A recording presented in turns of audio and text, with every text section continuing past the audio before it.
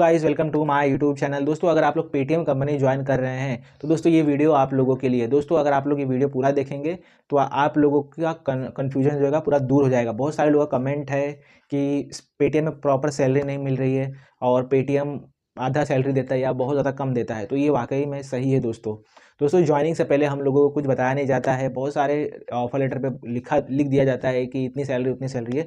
But दोस्तों इसमें एक फ्रीलांसर जॉब होता है। फ्रीलांसर जॉब क्या होता है कि जितना आप टारगेट करते हैं उतना ही आपको पैसा मिलेगा। और एक होता है फिक्स सैलरी। फिक्स सैलरी में क्या होता है, जो दिया होता है सीटीसी उसके अकॉर्डिंग ही पैसा आता है। सो एक तो क्यूआर डिपार्टमेंट है, साउंड बॉक्स है, दूसरा है स्वाइप मशीन। सो ये दोनों डिपार्टमेंट पे आप लोगों को ऐसे ही देखने के लिए मिलेगा जिसमें कि सैलरी उसके बिहाफ पे मिलता है, एज अ सेल्स के बिहाफ पे मिलता है।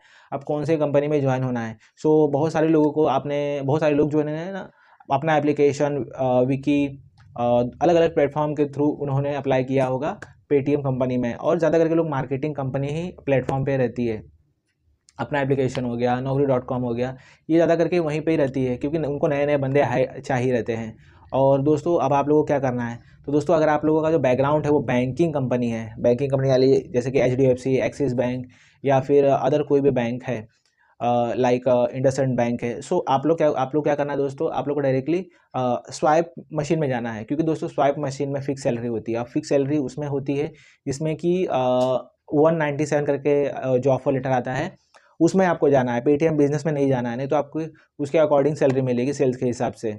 सो आप लोग कंफर्म कर लेना है एक बार कि आप लोग उसी का तो ऑफर लेटर आया है ना, नहीं तो क्या होगा आपकी सैलरी आएगी नहीं प्रॉपर और आप लोग बाद में कंफ्यूज हो जाएंगे। सो अभी दोस्तों जिनका बैकग्राउंड है बैंकिंग का उनके लिए तो बहुत आसान हो जाता है क्योंकि बैंकिंग जो सेक्टर में काम करता है ना दोस्तों, उनको 6 महीना साल भर का एक्सपीरियंस रहता है।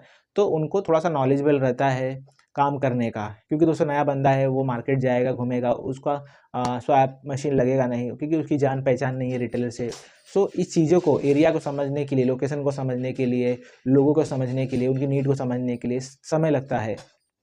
सो अब जो भी बैंकिंग फील्ड से है और जो नॉन बैंकिंग फील्ड से है उनको मैं बता दूं कि दोस्तों 197 करके ऑफर लेटर आता है उसी पे ही आप लोगों को जाना है ताकि आपको पूरी सैलरी मिल जाएगी। और एचआर से दोस्तों कंफर्म कर लेना है कि आप लोगों का पैसा तो 1 रुपये तो कटेगा तो नहीं। तो ये चीज़ें आप लोगों को करनी है।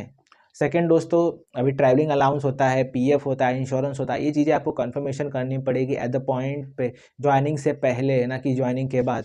क्योंकि बहुत सा मेरे दोस्त हैं जो कि 15-20 दिन किए उन्होंने, लेकिन बाद में जब नेगेटिव बातें सुनने के लिए मिली तो उन्होंने कुछ लोगों ने महीना भर किया, कुछ लोगों ने बीच में ही छोड़ के चले गए। सो ये चीज़ों का ध्यान रखना है आपको। आपके एचआर, आपका मैनेजर, आपका जो भी सीनियर है उससे भाई पूरा डाउट पूछ के रहना है।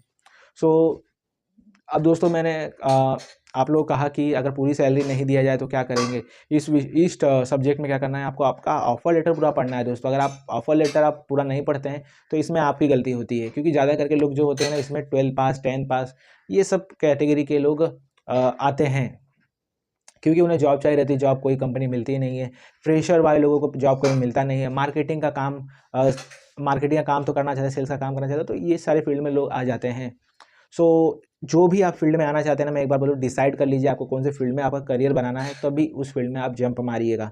सो अगर आप लोग इस फील्ड में आते हैं पेटीएम में, तो सबसे पहले क्या करना है, आप लोगों को बैंक विजिट करना है। बैंक विजिट करके दोस्तों आप लोगों को बैंकर से जान पहचान बनानी है ताकि आप लोगों को वहाँ से जान पहचान के थ्रू लीड मिल सके।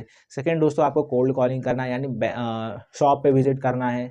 उसके बाद दोस्तों अपने दोस्तों लोगों से जिनका शॉप है या जिनमें जान पहचान है उनसे बात कीजिए कि मतलब नीड है क्या, क्यूआर की या फिर साउंड बॉक्स की और फिर कार्ड स्वैप मशीन की।